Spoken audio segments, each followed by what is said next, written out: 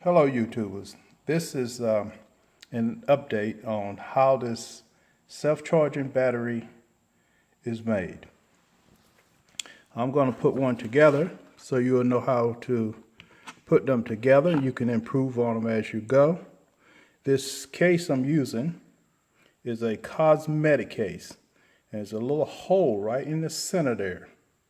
So right there, right after the C. There's a hole there, and that battery has been made up already, and it has magnesium and copper. And I'm going to lay that to the side, and I'm going to take this one and show you what's inside. What's inside is, first of all, I got a sheet of graphene, and I'll lift that up a little bit so you can see it. There's your sheet of graphene, and I'm going to take one of them out. And there we go. I got one sheet of graphene in there. Okay, now what you want to do is put a sheet of, this is a dry sheet of Swiffer that has been soaked in sulfur. And I use sulfur to keep the leads from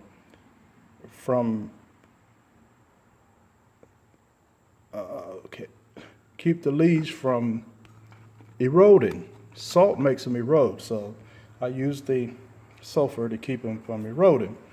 Our old battery is doing well. It's still making power, making its own power. Now that is in, and on top of that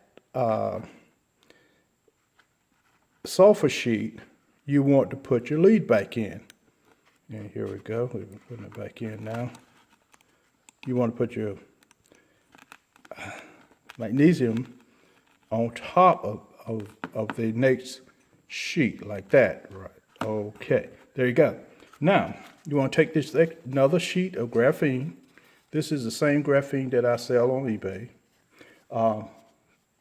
And we put that on top of that sulfur sheet, like that. Now, these are just pieces of styrofoam that you put on a house foundation before you put down the studs. And there it is. And I'm putting two of those in to fill out this cosmetic case. This cosmetic case have a kind of a raised thing in here where it keeps it from being full. So we're gonna open that up, and we're gonna take another piece, but we're gonna have to mash this piece down because we have to get all the air out of it, because it don't need to be as thick as the first piece. You see, you're just gonna cut it where it fits right in there on top of the other one, and we just put that right in there. And there's no water in this. This is being done dry. But what I want to explain to you is that eventually you would make these the way I made the aluminum one. Now this also has a hole in it right there where the O is. Right there has a hole. And you would take one like this. This is a piece of electrical wire cover that I stripped down and stuck into the hole. And this typically would go from one battery to the other one. In this case, it's a little short. But anyway, you get the picture. It goes into that side. If you would stand them up like this, you want that hole in here, but not on this type. This type, if you was having them printed out, you would print it out where you have a hole left in the top here, or the top side here, so that it go from one to the other. And you also print them out. You have to leave your lead, electrical leads out, so that you put them in at the point of after your first sheet of plastic. Not your plastic, but your graphene. Your plastic, then your graphene. and then you go back and you print over the top of that, and then you put your next sheet in. You put your next sheet in. You build your battery, and then you cover the whole thing with the plastic, leaving the hole in so that you can put this in and go to the next battery. Because remember, you got to be able to put in a fluid if we're not using some type of plastic to keep it lubricated. Now I'm going to be working on one that has plastic in it to see if that would keep it lubricated with water. So here we go. We're going to close this up, and we're going to take this piece out of here, and we're going to stick it into this one here. I think I am. Don't want to go. Let's see. I'm going to hold it in like it's a little smaller, but like that.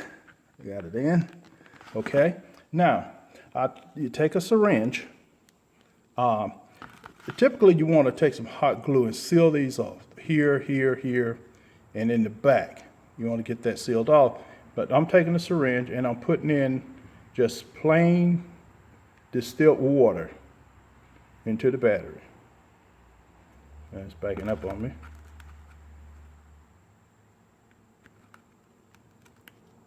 But it's going in. Well, let's do this.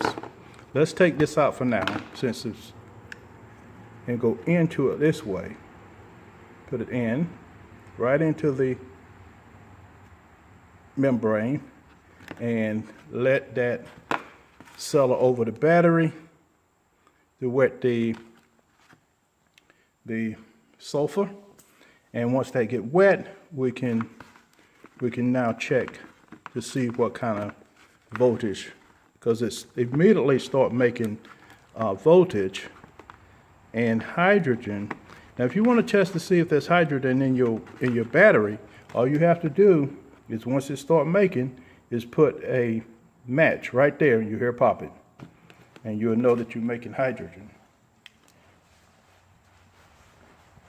So that concludes how to make this battery. Of course, this battery is not sealed off, and that's something that need to be done. It's going up. It's 1/10 of 1 volt right now, and it's going up, and it will go all the way up past 1.5 volts, and that's typically what you want.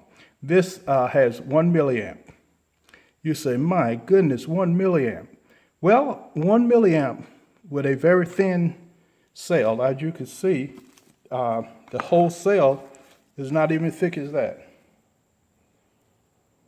You see? So now if you're putting them together, you're going to have something about like that, you see, for each one. Not even that thick for each cell. Now, you probably get 10,000 of those in a battery case, or normal battery case. If you put them together, they're going to be smaller, but actually about like that. So this looks bigger because it's in a case, but the reality is that you got one sheet of graphene, right? And that's how thick that is. And you got your sulfur sheet and another sheet of graphene. And how thick is that? You see? So you can print these out with a very thin sheet. The sheet that you print out don't have to be no thicker than the graphene sheet that you have on here. See that?